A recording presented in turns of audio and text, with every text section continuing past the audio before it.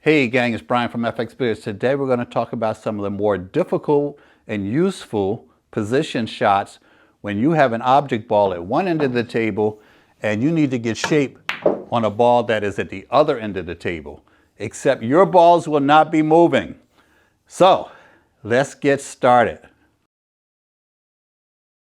So our first shot is actually going to look a lot like the opening shot in this video, except the balls, as I said, will not be moving. Here we're on the 7 ball and we need to get back here for the 8. We have a couple options here and I'm going to show you each one of those options. The first option, which most intermediate players probably have in their game, is to shoot this ball in.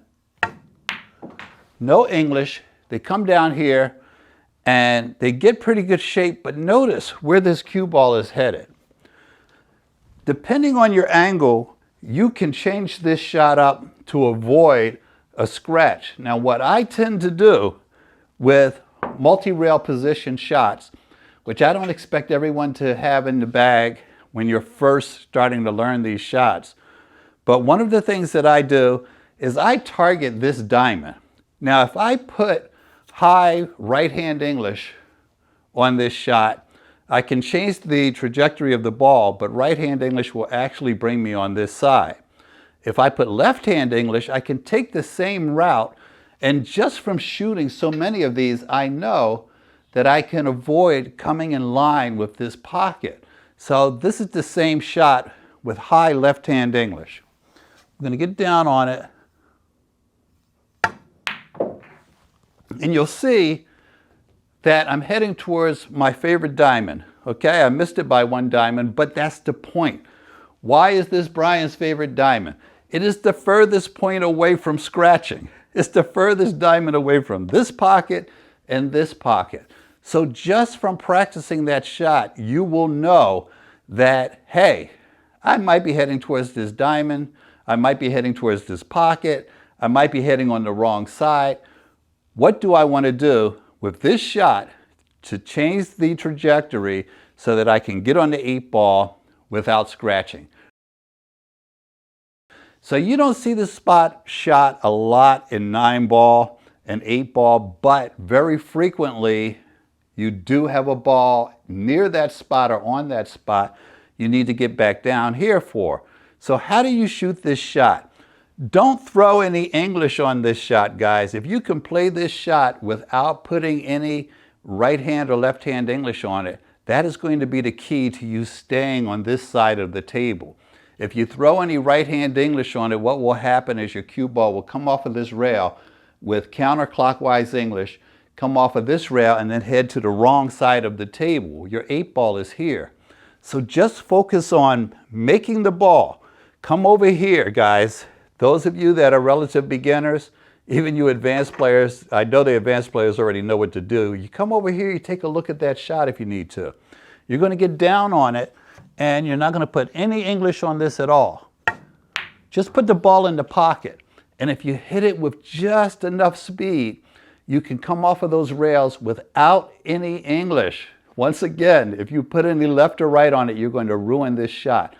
No English, just make the shot.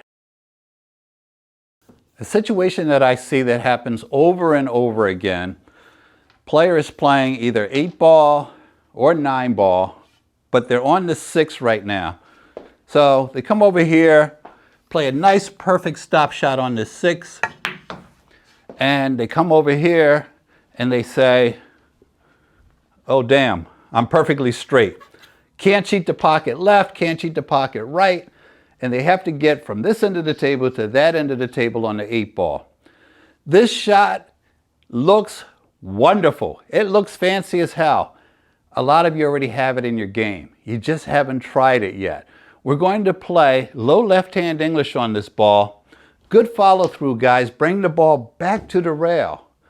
The speed you're coming back and the amount of English you're putting on it is going to send the cue ball down table. If you have a decent draw shot and you haven't done this shot, get on the table ASAP and practice this, because here we are. We just draw our cue ball back to the rail with left-hand English. Our cue ball spins all the way down table and puts us on the 8, just like that. So if you have that shot, when you get that shot in your game, you can do a lot of other things. Here's a shot that any of you who have been playing pool for any amount of time has probably run into. Your object ball, the 1, is at that end of the table. We're playing 9 ball. Here's our 2 all the way down here. So you need to come down and get on this 2 ball after making the 1. So this is a relatively easy shot, guys. You just put top on this, you come down and wait a second. So what can you do here to avoid hitting that 8 ball, to avoid being on the wrong side of the 2 ball? Because if the 8's not there and I run into the 2 ball, that's not any good either. So what you do in this same situation, and I know these balls aren't set exactly the same, but you play high right-hand English on this so that when you come off of the rail this time, you straighten it out to this side of the table. Recognize that when you shoot that shot, the cue ball is going to come down and it's going to be relatively straight. You can take yourself out of trouble with that shot with just putting a little bit of high right-hand English on it, and you come down here. Which brings me to another point. When you're getting shape on balls at one end of the table to the other, do not be casual with where you actually leave the cue ball. So let's look at this position again. Very similar situation, high right-hand English, but watch where I leave my shape for the 2 ball, which is just a little bit off of the rail here. I play high right here. I don't want this. I don't want to get perfectly straight. Why? Because here's my 4. If I get perfectly straight on this ball, now I have to do something very special to get on the 4 ball. What are you going to do here? Guys ask me all the time about this particular shot. How do I deal with this, Brian? I'm perfectly straight on here. Well, this is a problem shot, but I'm going to give you a couple solutions that I use. Number 1, if this ball is not all the way up against the rail, and this ball is not all the way up against the rail, you can try to come rail first, just a little bit, so that you get an angle that takes that ball up there. What I do with this shot, whether the balls are on the rail or a little bit off of the rail, is I will, if I can't draw it back and avoid the scratch, I will go forward with backhand outside English. What does that mean? It means when you get down on the shot, if you're like me and you shoot your English where you get down on the shot and your cue is parallel with the English, you're going to do something a little different this time.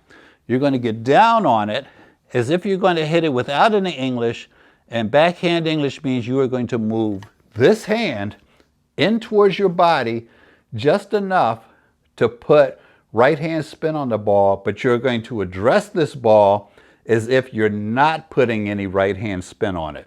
So what I mean is when I actually do shoot it, I'm moving my cue straight, just like I had not turned my cue just a little bit to the right to adjust for that shot. Don't ask me why it works, but it works to make that shot. This shot is by no means a beginner level or intermediate level player shot, but you should get this in your game. This time we can't go around the table for 2 reasons. 1, we have too much traffic. We're going to run into something. And 2, our 8 ball is on the different side of the table. It's not over here anymore, it's over here. Okay? When you're getting shape on the ball before your key ball, pay attention to where your 8 ball is as well. It doesn't do you any good to get on the 7 if you can't get on the 8. Now, this shot is not as difficult as it might look for some people. And all you advanced players, you love this shot, but we're going to play it with low left-hand English, bring our cue ball off of that rail and over here where we have a legitimate shot on the 8 ball. So the shot looks like this. Low left, guys. Good follow through. Does not take a lot of pace to shoot that shot. We are letting the rail assist us in coming back here for the 8 ball. This shot also exists In much more dire situations where we have a much longer shot, maybe at a totally different angle, and we need to get back here for the 8. Again, not a simple shot, but something to look forward to, something to build up for.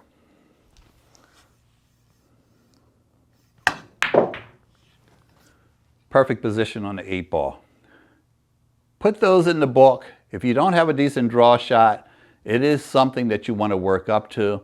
If you do have a decent draw shot and you shot any of the other shots that we saw earlier with English, you can probably put that up. That is a shot that is more about making that 7 ball than getting back here.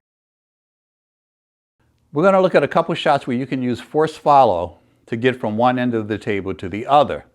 Now, I know a lot of you love these force follow shots, but you need to put in the work and be able to execute the shot. We are going to play this with high right-hand English. We have a bit of an angle to this side of the 2 ball, which means we'll be hitting this rail first and this rail first. Now, those of you that hit me in the comments and say, oh, what happened if you had run into that 6 ball? It doesn't matter. You would have been racking anyway. If you're scared to run into the 6 ball, you're never going to get on the 3 anyway, so it doesn't matter.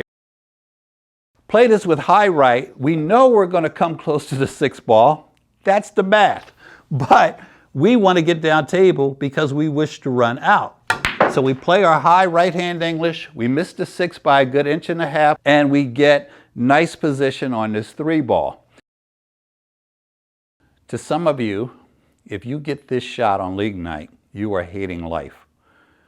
You're on this 7 ball, and you need to get back down here for this 8 ball. A lot of players, especially low intermediate players, are not only not going to get down here, but may even scratch in that corner pocket over there. But this shot is not as complicated as it looks, but it's going to take practice, and you're going to have a decent stroke. Now, I just kind of randomly let it stop here, but it's the same shot if you're over here or over here. It doesn't really matter. What you're doing is you're going to play this with high right. The right-hand English, the inside English, I'm not going to explain why it's inside on this shot, but inside English on this ball that is on the rail will help you not only make that ball, change the trajectory towards that corner pocket so we won't even come close to it, and allow us to come off of those 3 rails and get down here for position on this 8 ball. But you have to let your stroke out. Don't hold up on this shot, guys. Play it with a perfectly straight cue, high right-hand English, good follow through. You're going to make that ball and hit it like a break if you need to, but you want to get down table. The most annoying thing that can happen to you is you end up this far. When you don't get down table, it's for a couple reasons. One, you did not commit to the shot.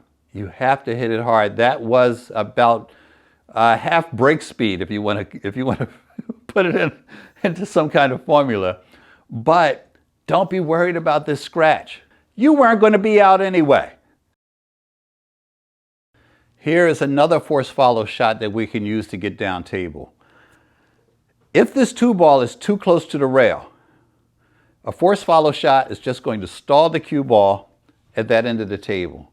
But with the distance that we have here, I should come off of that rail and have an angle that brings me pretty much straight down here towards these balls. Am I worried that I'm going to hit them? No. If I hit them, I wasn't going to get out anyway if I didn't come down here. So I'm not worried that I'm going to hit these balls. You have to shoot them as if you were not going to hit them.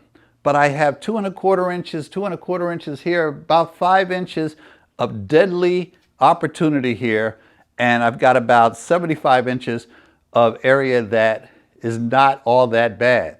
So if you want to try to get out, try to get out. So here we go, top, high top. No English on that, okay? Just top. And guess what? I shot it as if the ball wasn't there. I hit the ball, and I'm still on the 3 ball. Stop shying away from traffic.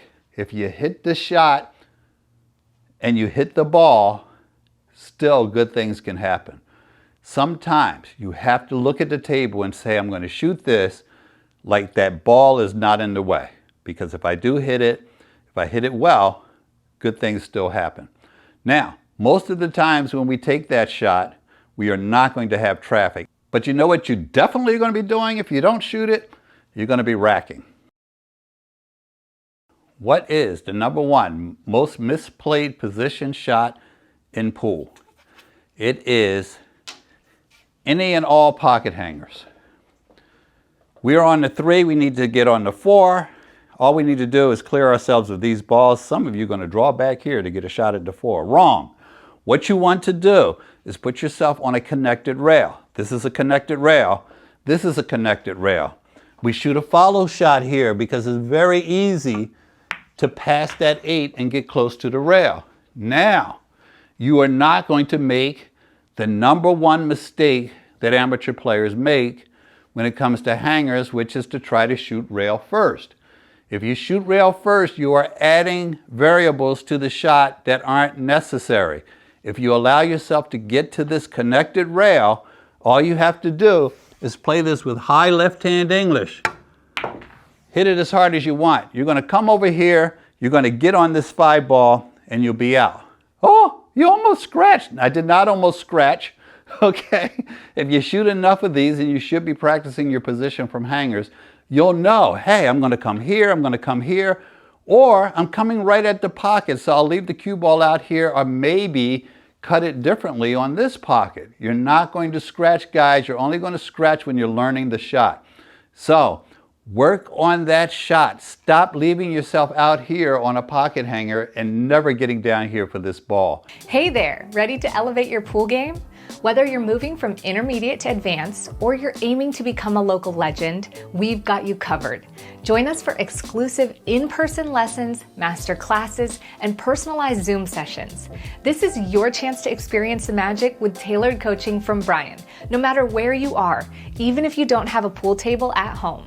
So why wait? Sharpen your fundamentals, master strategic play, and boost your mental game. Visit FXBilliards.com now to learn more and take the next step in your pool journey. Thanks for watching. Don't forget to hit like, leave a comment, and subscribe to FX Billiards for more tips and tricks.